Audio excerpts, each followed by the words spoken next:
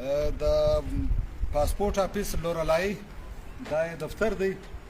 دلته مختلف قسم باندې خلک تنګېږي، خلک تنګوي، انسانان تنګوي، خلک زموږ د ښار مجبوره ځوانان، کوچني کوچني تنکي ځوانان له دا ځای څخه ځي په دوبیو، په عرب اماراتو کې په غریبۍ پسې ځي، خپل کوچني ورونه، بچان، مور، خور ایله کوي، په غریبۍ پسې روان دي عرب امارات ته، هلته مزدوري کوي. دلته په د پاسپورټ آفیس کې یو افسر ناست دی چې د دغه ځای هیډ دی، د یو په نامه باندې د یو ډیلینګ کوي، هغه یې ستما ته 10,000 روپۍ راکاسته، هېڅ وریفیکیشن به نه وي، هېڅ دا به نه به د ډي اس پي نه به د ډي اس پي رپورټ وي، نه به د تاڼې وي، د تاڼې رپورټ وي، وریفیکیشن وي، نه به د ایس ایچ او وریفیکیشن. دا یو شی نه وي. مخالف ما ته 10-15,000 روپۍ اخي، اول 15,000 یې که نه ولې 10,000 یې یونس نوموږي د هغه په ذریعه باندې د دغه آفیس افسر چې دی هغه پیسېګانې اخلي، خلک تنګوي.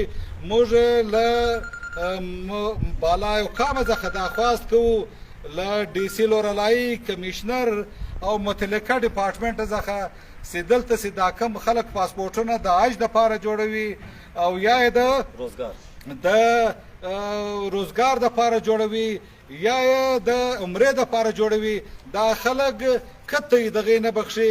یعنې که هر شی تا ورپوره کړې هغه به له تا څخه 15,000 روپۍ اخلي. له دا سړي هر شی پوره دی، لہذا باوجود له هغه یې ورته ویل دي چې ته 15,000 روپۍ راکړه، که 15,000 نه وي بیا 10,000 روپۍ راکړه. تا ته څه وویل؟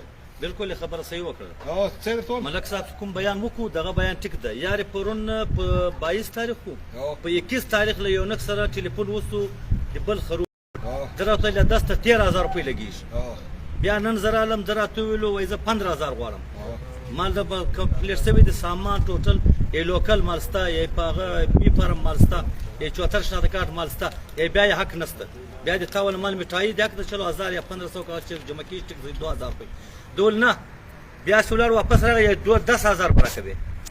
د امیر صاحب مخکې 10,000 روپۍ ما ته 10,000 زه نه درتلم، د کښېنولی یو ډول دا 11,000 روپۍ غواړي، په افسر کار راکوي. ما 11 ما ته 30,000 روپۍ غواړي. دا سړي هر شی پوره دي.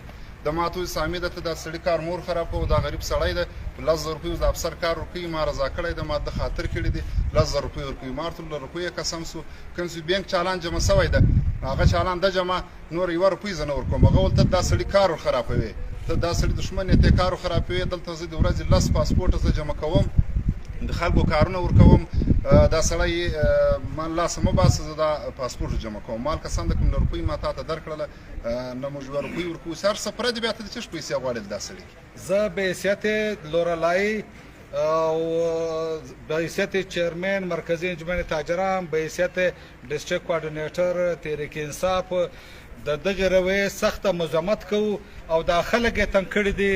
که دا سړی په 4 په 5 شپې کې چې دا کم خلک دلته ولاړ دي له دغو خلکو څخه د دغو کارونه ونکل او بیا یې پیسې ځینې طلب کړلې، له 4 او 5 ورځ به موږ لکه د نادرا دفتر له مخه چې کومه درنه ناسته ده د نادرا خلاف دغه ډول درنه به زه د پوسټ د پاسپورټ آفیس له مخه درنه کښېنومه. تر هغه ټیمه پورې به درنه کښېنومه چې دا رشوتخور افسران، دا رشوتخور عمله او چې د دوی په ذریعه باندې د یو ذریعه باندې پیسې ټولوي، سیمه دا تر هغو پورې له دا ځای بدل کړي نه ول او یا له دغو سره احتساب نه وی سوی.